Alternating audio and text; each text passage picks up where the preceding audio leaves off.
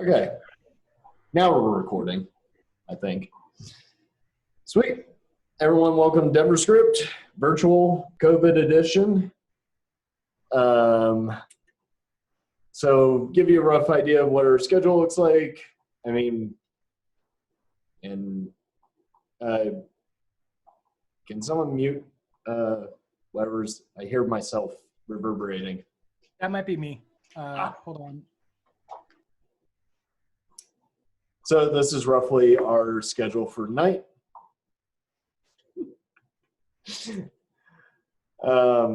If anyone has any job announcements, please post it in the chat to this meetup.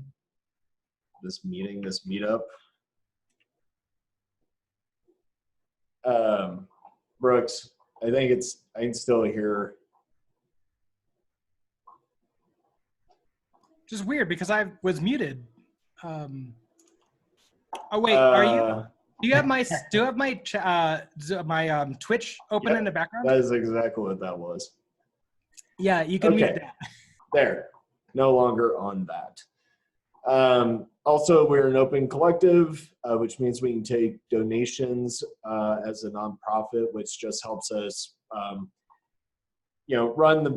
have a meetup account, pay for pro Zoom meetings and, sponsorships for when we eventually go back into person, which I'm going to probably say we're not doing that until a vaccine is developed and actually proven. But Ian Solomon, Garrett Dawson have been long-time recurring monthly, contributors, so thank you to them. Walter, who's on this call, he was a one-time donator, so thank you, Walter. Appreciate that. Call for speakers. We're always looking for new speakers. So in the chat of this, I dropped the bit.ly link to get the form for submitting a talk. And if you ever need a link back to that form, feel free to bug me in the Develop Denver or the Denver Devs channel, Slack channel. There we go. Words are hard. So, I did not. I apparently can't function tonight. Code of conduct: be excellent to each other. Pretty easy and basic. Be inclusive, invite others to chat. That doesn't exactly work in these times, but feel free to chat and interact with people in the chat section of the Zoom meeting. And also no statement questions like, well, here's what I think, because that's not cool. Also, if you want to see the full code of conduct, you can also go to DenverScript.com. It's a super basic site. It's basically just links to our YouTube channel, to the talk forum, our code of conduct. So if you ever need anything that you don't have a link to, feel free to drop by there. Now we get to do what's going on in JS land. I sent you a link, but there's nothing new for Chrome. And my connection's working again now. For somebody who for years was deploying voice over IP phones in hospitals, it probably should have occurred to me that I shouldn't have turned on the microwave, which is between me and the router, right when I was going to start talking. It totally just smoked my connection. But anyway, what's going on in JavaScript land? So normally, I think a lot of you guys are regulars. Normally we go over, we cover the highlights video that the Chrome DevTools team puts together. I think right now we're on Chrome 83 or 84, but for some reason they haven't put out any highlights videos. So when they put those out, we'll go over those topics here. But yeah, so we normally kick it off with that. Anything that you guys are excited about? And as we always say, this could either be something really broad, computer science or programming thing. It could be language specific, framework specific, or it could be a high five moment, something that was just cool for you. Like you fixed a cool bug, or you learned a framework that's been out for a while, but it's new to you. Yeah, feel free to share. Anyone got anything?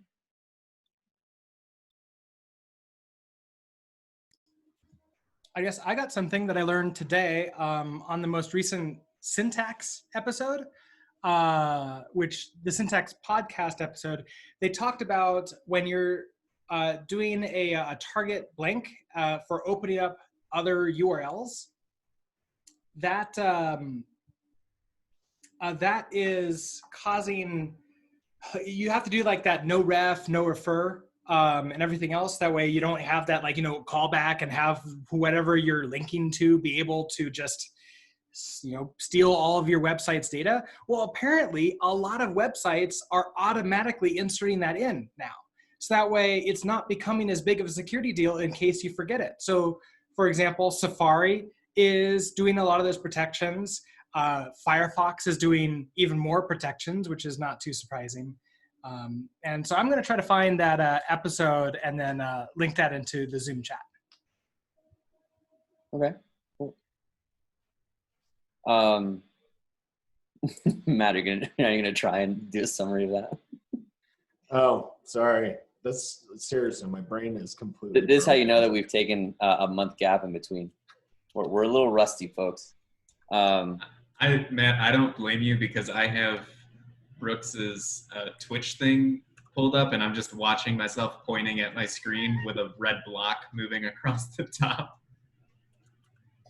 I have 2 webcams pointed at me right now. So I've got that exact same problem too. Plus I have to mute myself in multiple places. Mm-hmm. I guess I've got one. I just started a Udemy course on software architectural design patterns. Something I've been wanting to do for a long time, and I looked up one on Udemy, had some really good ratings, and I'm really enjoying it so far. I'll put the link once we get started here. I'll put the link right into the Google Doc. But if anybody that's been wanting to get into that stuff, the books can be really dry, and the like the Gang of Four books, for example, and those kinds of books, they're just reading about design patterns can be pretty dry. So if anyone's interested, I'll post that. Like I said, I'm enjoying it so far, but I just got started on it. What else? I recently succeeded in building my Azure serverless function to upload to blob storage, which would trigger my Python OCR script, which would then kick off and analyze a JPEG image and kick it into a JSON object in my Azure DB. So that's like 3-4 different steps, all with Azure. It took me like a month to do that, but it's all working and it's consistent. Congratulations. Yeah. When you were getting started with Azure, for anybody that is interested in getting to your level someday, what do you recommend? Like, what helped you along the way to learn about how to use it and how to integrate all those different things? Well, they have their new LMS. They're using their docs.microsoft, but they also have a learn section now, and they have like same thing that Salesforce has, or they have their learning paths. For serverless functions, you can just search on their thing, and that's what I was doing. It was a big shift. It was hard, but now that I get it, It's not that bad. Cool, but so their documentation is pretty comprehensive. Yeah, documentation is helpful, and then they have their learning platform that teaches you things. Their sandboxes are a little buggy, but they do give you the sandbox function to do it along with them. So awesome. Wait, what did you make it do? Analyze a photo to do what? I'm analyzing basically a syllabus file to just spit it into a JSON object, and then I'm going to parse it to make it into a website to fill in like a template. So like it's going to analyze a syllabus into a JSON object and then put that syllabus into like a school website format, into like the subjects and the assignments and the calendar, and take all of it in a Word document and transform it. That's super cool. Copyrighted, so don't take my idea. But that's what I'm doing. Does this look like a fair representation? Yes. Sweet. That is super cool. Congrats. That reminded me of something that I think I did last month. I wrote a script to ingest PDFs, and yeah, it was like taking a glossary from a textbook to get like the term and then the definition, and that was way harder than I thought it would be, mostly because there are so many libraries out there that say that they're going to help you, but they really don't. Is that converting document types? Yeah, basically that's what I was trying to do, was to take it from a PDF to a CSV, of just like separating them out, of like, I Okay. just wanted the term and then the definition in 2 different columns. Yeah, Cool. it's pretty fun. Sweet.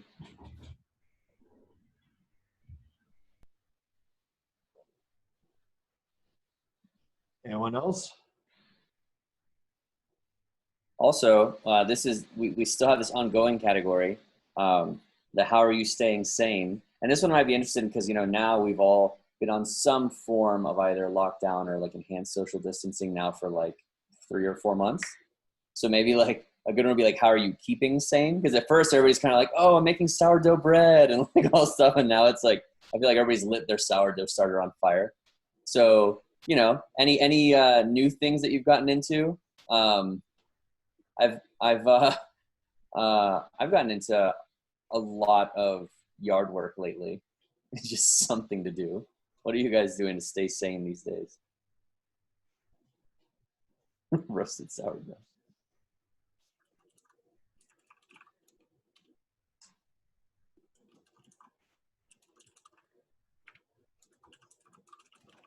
My wife and I, with our 10-month-old son, have gotten into a new habit of going for a socially distanced walk after dinner every night.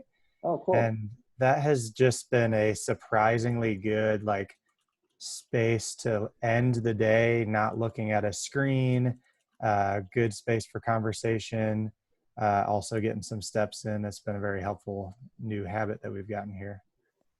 That sounds fantastic. Just hearing the way you described it, like, made me happy. I'm like, that sounds so nice. Just outside time, you know?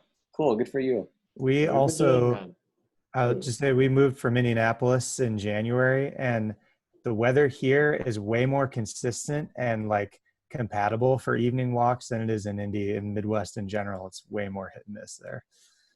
Even if it starts raining here, just wait 5 minutes or move 5 feet.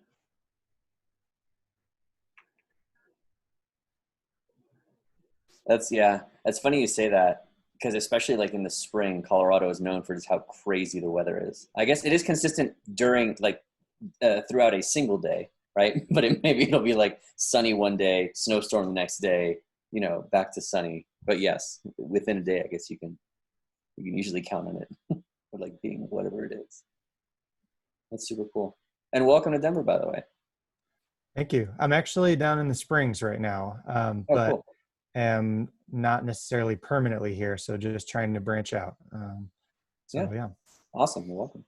Thanks. Cool. Let's there's not a ton of us today, so I don't want to necessarily draw this out. Let's do one more.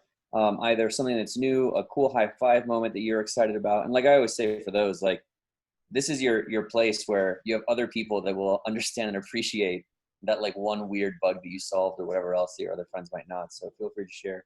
Or if you have a tip for how you've been staying sane, let's get one more.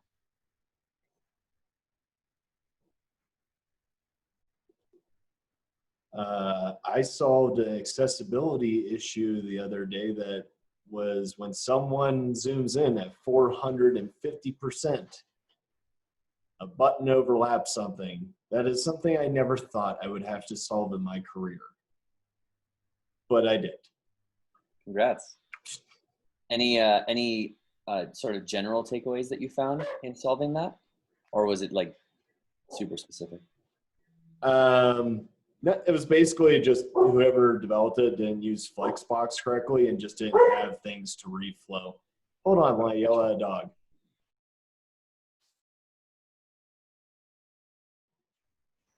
Sorry, babysitting one of our friend's dogs, and she is a very high-pitched barker. Cool. Well, thanks for contributing, guys. So yeah, so that's what's going on in JavaScript land. All right, Matt. So what's next? Up next, we have Brooks, and he is going to be creating an overlay Streaming with Twitch. And if you haven't, go to the channel that he put up here. And I am going to have to stop talking because now I can hear it.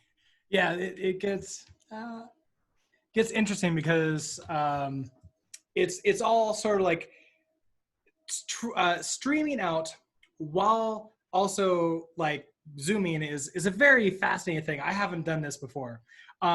Chad, who's in my Twitch chat, asked if this is DenverScript. Yes, welcome to DenverScript, everyone. So I think you can actually hear me, which is good, and I think you can hear me, which is also good. So if you, I'm going to put my OBS over here, and I'm going to share my screen with all of you. Actually, host disabled participant screen sharing, so I can't share my screen apparently. I don't know how, I don't think I can fix that. In the meantime, I'll give my introduction. So I'm a senior software developer. I'm a team lead at a company named Health Scholars, but I'm also a live streamer. But I don't play games while I'm on Twitch. Like, I've thought about it in the past, and that's what a lot of people on Twitch do. What I tend to do is do a lot of learning and a lot of live programming. So I have like my learning time. I wake up early in the morning, and then I go online for about an hour and 15 minutes or so, and I live stream myself on twitch.tv as I learn things. So most recently, I've been going through an online book called Game Programming Patterns. And that has allowed, you know, it's really interesting. And I learn these programming patterns, and then I apply them in JavaScript and also in Rust, because I've been also learning that language as well. Hey, Brooks, try sharing again. Oh, yeah, that's it. So I want this one. Sorry, that took me. Yeah, okay. You could see this fun infinite window, right? Sweet. Yes. Yeah. All right. Okay. I'm going to move that off to the side. Okay. So this OBS pane is what I see as a streamer. And it's my sort of like interaction. And this overlay that we have on it, we can see, I can't actually see that on my screen. This is the game that I created, and this is what I'm showing off today. It's a very simple like drop game. I've seen some other streamers do something very similar to this.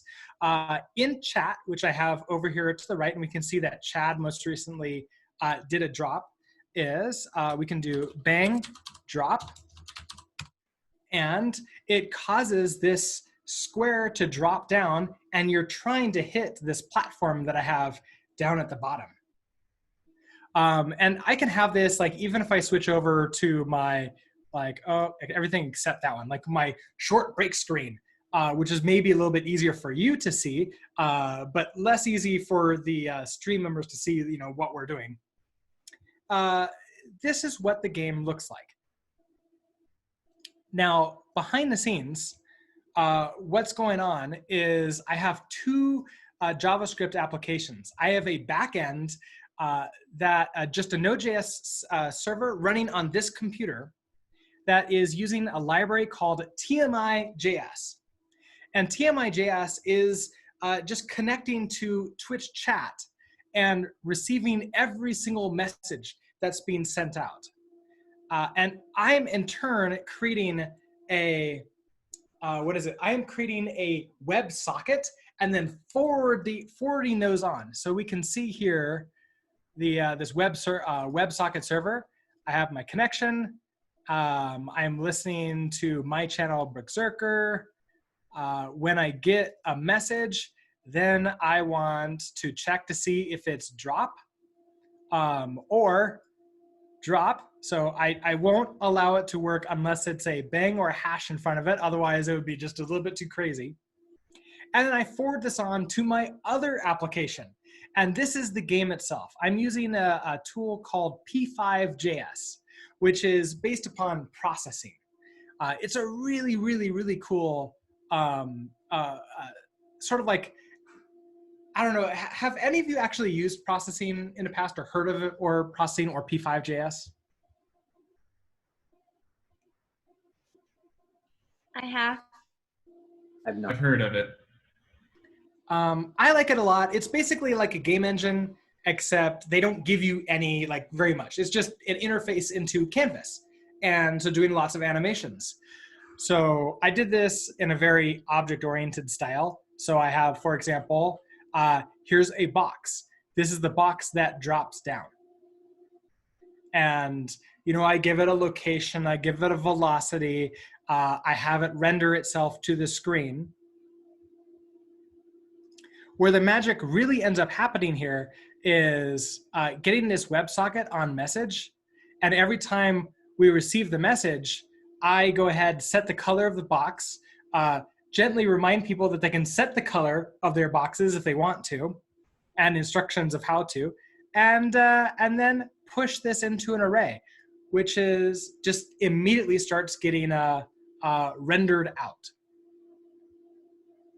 And so I know, like, this is a short talk. I don't have like too much time to go over anything like this. So I do want to, like, very quickly open this up for questions for what do you want to know about either streaming or any, like, how this game works.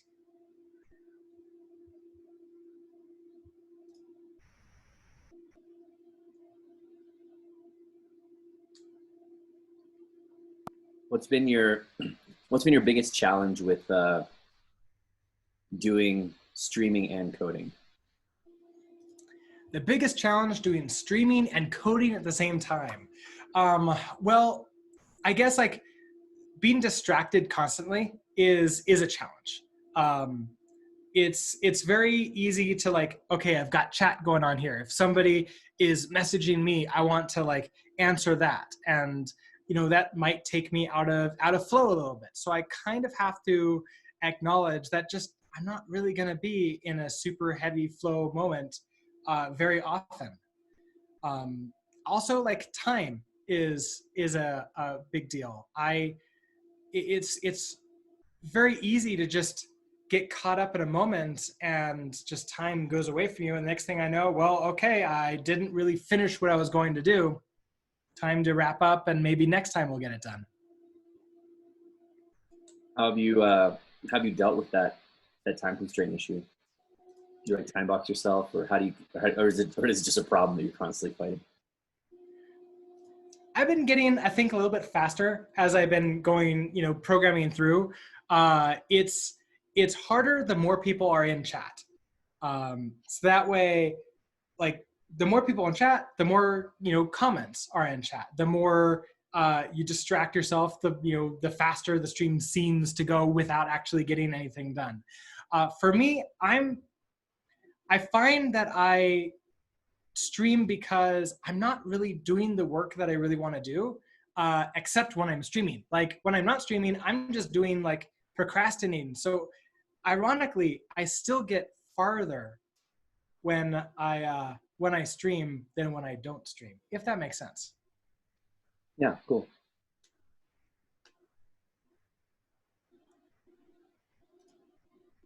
I noticed that Chantilly is the pro of this game. She's able to time it very well to get all of the drops. So it's almost like streaming is your accountability to actually get things done. Yeah, I think that's a great way to put it. It's sort of like how in, like, the olden days, like, you know, 10 years ago, it was the idea of blogging. Like, we write blogs to make sure that we're, like, working on our side projects and, you know, getting those things done. This is my accountability method. Even if nobody shows up to watch me, which is a lot more rare these days, just doing the stream is something that, like, gets me to do what I need to do in the day. Chad on Twitch asks, what do you need to get set up streaming?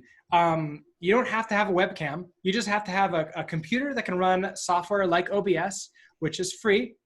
You need a Twitch account or a YouTube account, and then the willingness to put yourself out there in front of the world and stream, whether or not you're playing a game or you're just chatting or you're programming live. how did you promote your live stream? So you mentioned that it sounded like in the beginning you had a lot of times when you would live stream and nobody would show up. How did you grow it from no one showing up to, now people showing up? Let's see. I've been streaming for several years now, and I've other people that I know have gotten much bigger, much faster than me. I haven't really done anything to try to grow it super, super actively. And I think that's something I do want to change. I want to get better at advertising myself out. So I use Twitter, and I tweet out. I'm on some Discord channels, and I message out into there when I go live as well. And then I'm trying to do more of these meetup talks where I share my stream and show off what I'm doing. And hopefully any of you would find that this is interesting enough that you would maybe want to come back or share out that, hey, I'm doing this. It might be, fun to watch. Along those lines, do you have anywhere that you want to take your channel, or any types of projects or work that you want to do specifically on your channel? Yeah, where do I want to take the channel? My top secret goal, which it's funny because I say top secret, but then I just tell whoever I feel like. I want to help everyone survive the coming automation era, which is going to be even worse in the post-COVID time, because we're going to be automating everything we can where you don't need a person to be there. And I think that not necessarily programming itself, but the ability to learn, the ability to grow, the growth mindset, going to be incredibly important skills to have. And so in that frame of reference, I want to model how I learn, and then maybe even spend this time building some tools that would be useful for people in their journeys of learning as well. So not just modeling, but also doing. Is your approach for doing a live stream similar to or dissimilar to writing a blog post? So if you had to write a blog post about what you were doing on your stream, is that the same as how you would approach it if you were streaming it? I would say my stream is more like the earliest rough draft. So let's say you had the idea of what you wanted a blog post to be. You just sat down at your computer and you banged it out on the keyboard, and then you immediately pressed post, and then you walked away. That's sort of what the stream is, because there's if I make a mistake, there is no going back and changing that. It's live. It's out there now. If there's no editing, so in that way, it's very, very different. In the way, however, that I'm sharing my thoughts, and I'm potentially doing tutorials and showing how to do stuff, and similar in that way.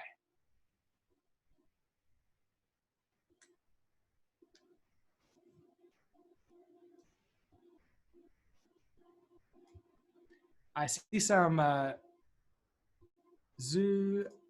Zoom chats. Let's see if there's any questions in here. Let's see, Dan, as a former teacher, you prefer an audience as well. Sparks, you freeze when you're being watched. That's a very this is not for everyone. I don't basically say that you must stream to show off and share. It's there's so many different methods to share with the community. I'm definitely not going to be one to basically say this is the way to do it. I find liquid encouragement helps.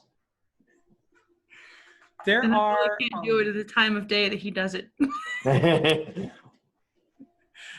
Yeah, waking up right early in the morning and taking some shots would not be good. There are people on Twitch who do a lot of drinking, or other, slightly less, legal substances. I don't recommend that for being on stream. Just come as you are. If you can't do it with as sober as yourself, I don't like, I feel it's too dangerous to be in a intoxicated state.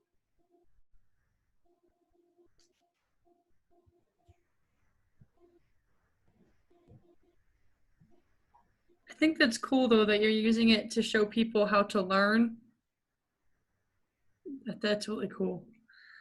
Because that's I agree. Thank you.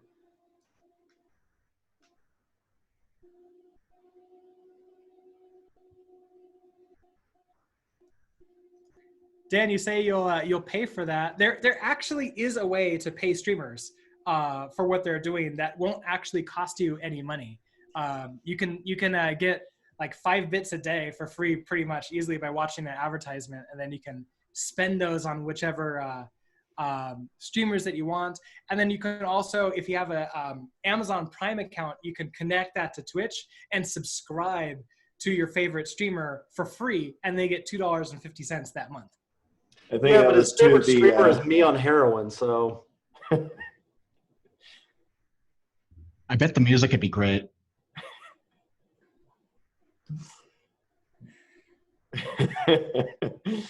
Brian, I'm also very scared to see what a more energetic Kyle would be. Is there any other questions for Brooks?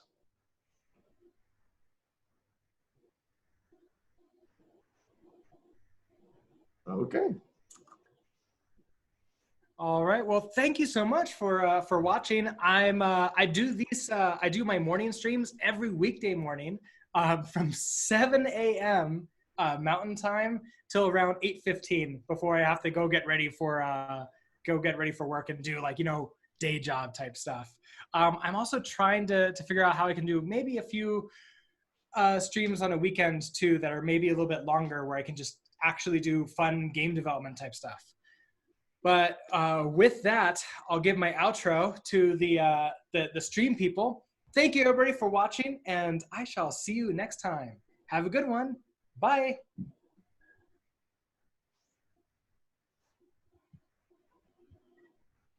And now I'm only with you. Sweet. Thank you, Brooks, for presenting. That was awesome. Woo. Absolutely. Glad to do it. Now I'm going to mute and finish my dinner. Thanks. Woo. All right. So it looks like now we got data-driven, or wait, was that correct? Yeah, data-driven design components with Dan. Dan, you should be able to present, I think. Okay. Thank you, Matt. Thank you, Mike, for inviting me here. Let me get my share going here.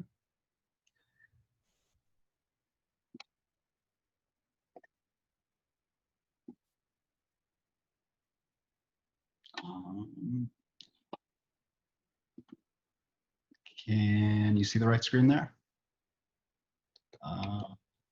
If Drive with UI is the right screen, yes. Okay. And I swear I've done the Zoom thing before. Okay, perfect. Okay, well, welcome. Today I want to talk about data-driven component design. Okay, I've maybe messed with the title a few times and tried to make an acronym. Probably spent more time on that than the entire talk. But that's neither here nor there.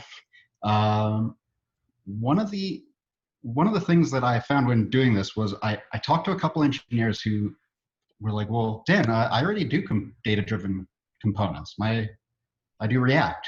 Like, come on. Through this talk, I want to take you through a few examples and show you how, yes, data is everywhere, but also that there's a technique that you can apply to your components to make them more future-proof and to make them more readable and manageable as those changes creep into your project. So let's kick this off. So let me give you a simple way to define what I'm talking about here, and that is the Drive UI with only arrays and objects. This is a key thing because it's a good rule of thumb. Now we're going to refer to this as we go.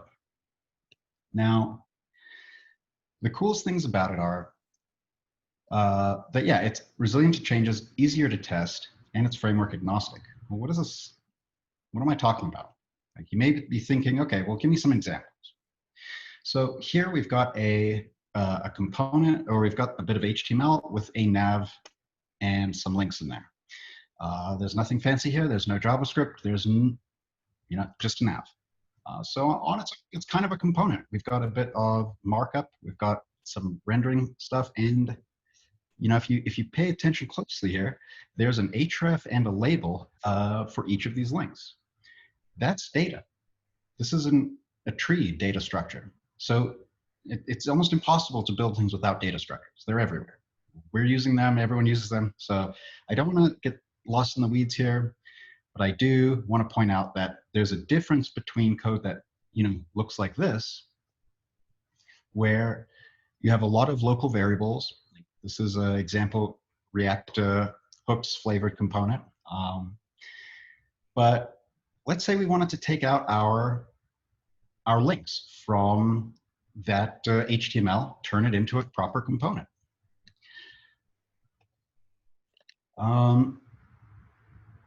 Actually, I think that slide was out of order. This is the next slide I want to show you. So when you're thinking about components, I wanted you to think and see those lists of things. When you're looking at links, when you have a list of cards or search results, anything like that, you're dealing with arrays and lists of objects and lists of data items. And the idea is, if you take those out of your hard-coded components, even if they're things like a nav where you think they're not going to change very often, but there is going to be a login added, and there is going to be an admin added, and oh no, there's going to be some feature flags, and okay, so there's some, okay, this is not just a nav, it's going to have some variability in here. So we start thinking about it, and one way to build that is to build something like this, where you have a component with lots of local variables, and you can see we adapted our previous component. We've got the HTML hrefs right in here. Looks the same. Well, cool, except now we've got a mix of multiple ways of storing data. We've got some things stored as variables. We have some things inline as JSX in a tree there. And we now have all this branching, all this if logic sprinkled throughout to control the which ones are getting shown. Now, again, if I need to make sense of this, I got to go and read it. And I'm sure everyone here has probably seen something like this. Let me jump ahead here. So what does it mean if we make things more data-driven? Again, remember I said arrays and objects. So one of the things that we want to look at is, well, okay, let's make an array and objects out of our links. And so here's our links as they were before. And as we start to add features and, oh, now we have a login, well, cool. Now I can add a if logged in, show the log out button. And the cool thing here is, notice there's no framework code. There's nothing opinionated. There's no JSX. This is something that can be tested. The output of this links object can be tested extremely quickly, a true unit test. Excuse me. So this is, you can see forgive my title, I kind of ran out of space. So this is totes reusable, and I have this get links function. It has our links, and you can see here we're applying some logic. We're checking if they're logged in, we're running this feature flag, and we're checking for admin. Now again, I've now handled all of that logic in one place, and again, it's data-driven because it's an array and just an object. It's not even links yet. We got to still put it somewhere. So that's where this next part is. Now, you've got a truly reusable component when you've got these things separated, because notice our links up here is using our get links function. It's not even a hooks method, though it could be. It's just a plain old function, and it gives you the data you need, and then it renders as needed. So now again, this may be a trade-off. Like if you were just building a site that maybe only had two different buttons, like logged in or log in or log out, and that was the difference. No, hard code that in there. Don't waste time with this. But if you've ever worked on something that's a long-term project or corporate projects, if you've worked in a code base, especially older than 3 years, you almost certainly dealt with feature requests that you're like, why is this so hard to add? Why is it so hard to change? And oftentimes it deals with components that don't look at the simple, that are dealing with components that have bits of UI and logic interspersed. So you may think I just shuffled things around between these two views. But really, one of the best selling points here on the right is that you can actually test the get links piece, the most important part of your logic, way faster than any Karma test runner or any integration test in a browser will ever be able to do. Your component here, now you can actually feed it wildly different things and test it for what happens when you give it 1,000 items. What happens if you give it Unicode crazy symbols? And you can really focus on testing just the component and how it displays and handles these edge cases. That allows you to separate your designs and your UI and component issues and bugs and regressions. You can separate those out and focus on them and make sure you get to the root of any issues a lot easier than the code on the left, which is kind of got a lot of mixed logic there. So as, to everyone watching and to all the viewers, I want you to think, what data drives my UI? When you're looking at those lists of components, when you're looking at links, results, whatever, those are things that I want you to think for a moment, like how many changes are going to happen here? How many changes are upcoming? And can I represent this as a data structure? Once you start practicing that mindset and shifting towards data-driven UI, it starts to become more natural, and you start to see a lot of components and a lot of your code. You'll realize, oh, I was just manually hacking this out. Let me go do that data-driven thing. So if you walk away with anything today, that's what I want you to do. I want you to, next time you look at your code base, you can list of things. I want you to think to yourself, what data drives my UI? Thank you all. This has been data-driven component design. And my name is Dan Levy, and I'm a lead engineer at Quizlet. And thank you for attending. Applause noises. Okay.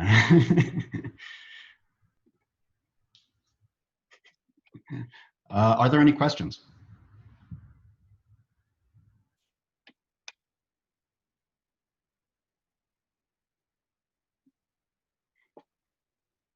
No questions, huh? Have you ever experienced any drawbacks as far as the data-driven design? Definitely. So it doesn't make sense to do it everywhere. And I've definitely worked on code bases that are, dashboard driven, where like everything comes out of a database, and it's like you look at the code base and it's just like a series of just load this, then dynamically mapping over everything. And it looks like out of a few lines, you basically get a whole app. And it can be very hard to understand like these meta objects, like, oh, this frame is too wide. And, if you've ever used a configurable dashboard, it can be really hard to figure out what the hell you're looking at or where the components really are if things are too dynamic. So there's definitely a balance in like what your project goals are and what your priorities for readability, reuse.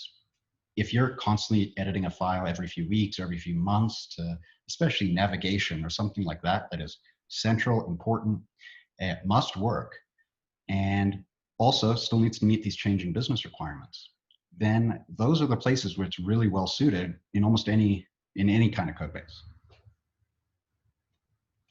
Excellent question. Dan, have you ever done a data-driven design for like a navigation by using, like going one step further, instead of just having a function that navigates through a JSON file that would like describe how everything would work, especially with like a role-based or permission-based system?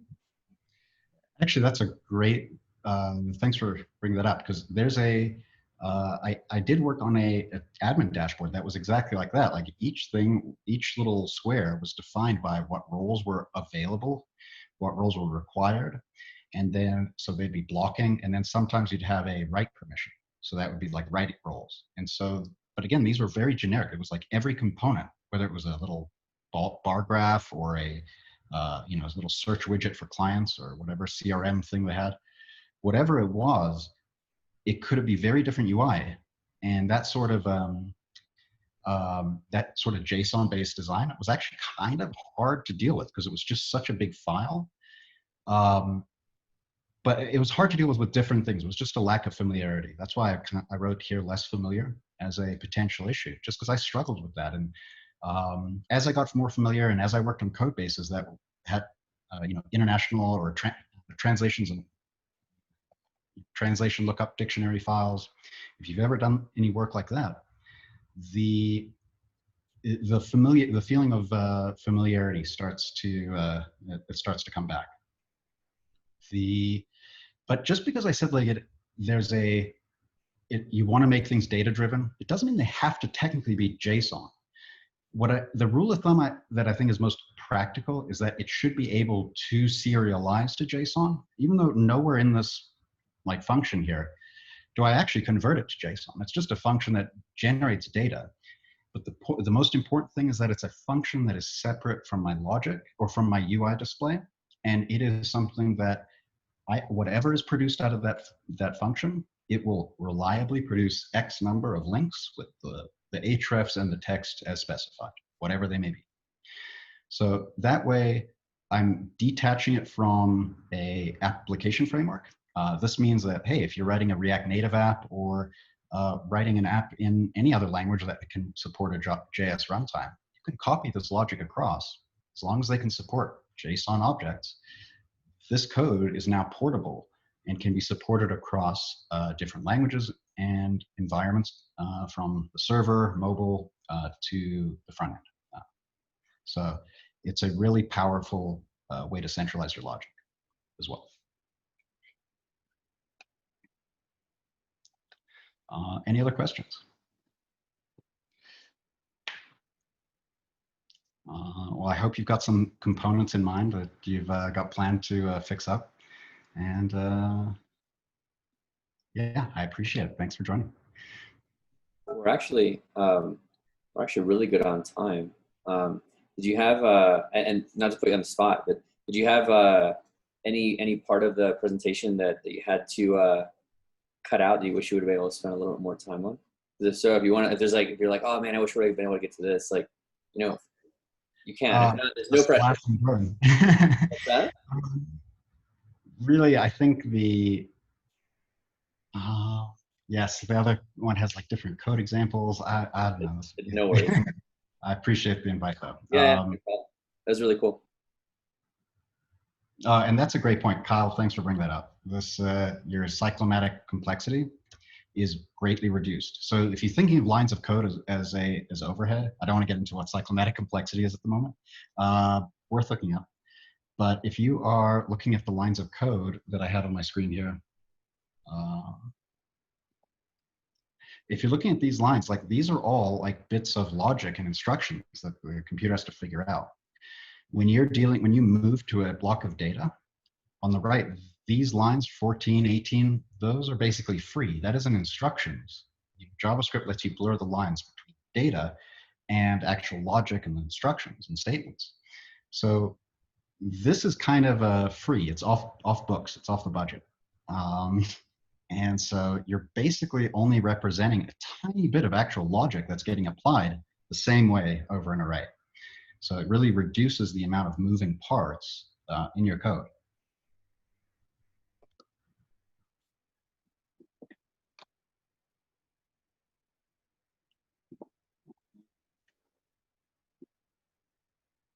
Have you ever tried doing this with object deconstruction, or would that not work? Yeah. So that's actually if you have a configuration object, sometimes I see code bases that'll sometimes mix event environment variables, JSON files, a mix of different things that are basically configuration. This is another area where you can use a data object where you convert everything that's an environment variable or whatever into a JSON object that then will that can be exported, and then it's easy to pull in hey, I just need my Gmaps token and my my user token. I'm gonna pull that out of config. So like those sorts of things, you know, there's different ways you can shape your object, your functions that return objects, but whatever function it is, whatever purpose it serves, returning an object that's just serializable to JSON, meaning nothing fancy, no functions in there. As long as it meets that rule, it's very easy to test and know for certain that it works as expected. Not much percentage of code base, not much of the percentage of modern code bases you can have much certainty about at all. But data structures, those haven't changed since the dawn of JavaScript.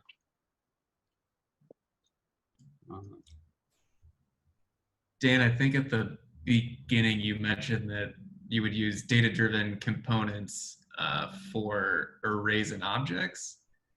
So for an object, I assume that you would do like object.keys and then that, but Yeah.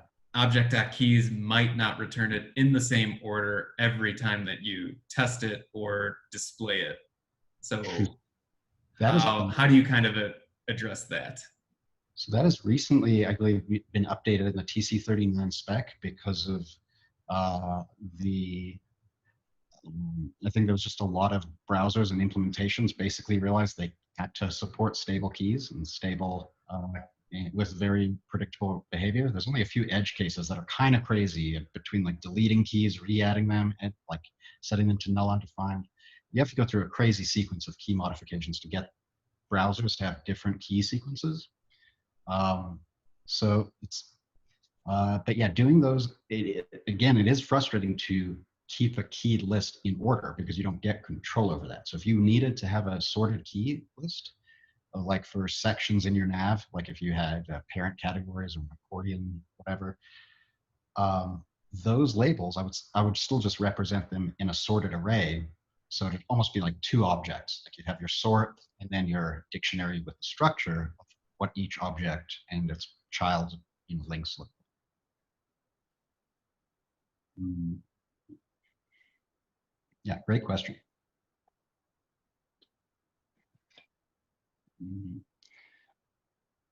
yeah, I'll be tweeting out the link to the slide deck and some of the code snippets, and yeah, the rest of the, the links included. And I can share, I'll post them on the meetup page as well. Oh yeah, make sure to find me on Twitter. I'm just SML, and yeah, send me interwebs points. Thanks, Dan. Thank you much. Well, thank you all for joining. There's emojis now in Zoom. What the fuck is all this? This is cool. WebEx is super lame. The toast corona world, Matt. Get used to it. All right. So we'll share out slides as well as what's going on in JavaScript land probably tomorrow. But thank you all for joining, and thank you to our speakers for speaking. Also, if anyone is interested in speaking, please hit the link that's in the chat. It should be the first comment, or head over to DenverScript.com. You should be able to find the link to submit for our speakers forum. Cool. All right. Well, everyone, enjoy your evening, rest of your week. Stay safe, stay sane. Maybe have a beer. Thanks, guys. See you next time. Bye, y'all. See ya. Thanks, everybody. Bye.